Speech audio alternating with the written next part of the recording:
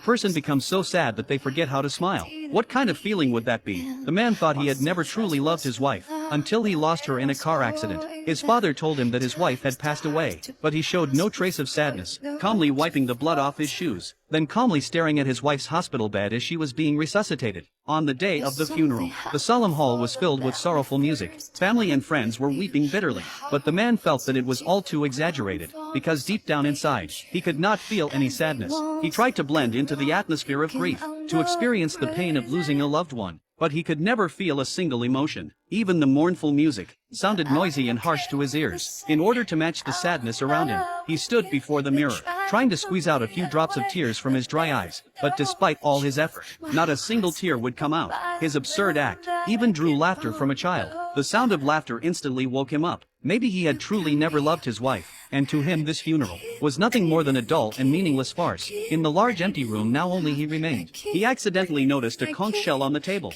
It was his wife's favorite decoration when she was alive, but now it only annoyed him. When he opened the refrigerator, he found a note from his wife asking him to fix it, but this time he chose to ignore it. He had no energy to care anymore. That day, he happened to find a note in his car, the same one he had carelessly thrown away before. He bent down to pick it up and saw the words, "If it's cloudy and you can't see me, if it's sunny you will think of me." Those words gently plucked the strings of his heart. A wave of indescribable emotion rose within him. Memories of the little details in their life began to surface. Those beautiful moments replayed as if they were yesterday. As the rain of memories flowed through the river of time, his numb emotions finally began to break free. He suddenly burst into laughter, but within that laughter lingered a faint trace of sorrow. Then came the flood of memories about his wife. The warmth, the laughter, the quarrels, and the reconciliations, all turned into a surge of complex feelings, pouring out through his tears. Emotions of longing, guilt, and regret, intertwined deep within his heart. That sorrow became an invisible shackle, gradually binding his body and mind, dragging him into an endless abyss.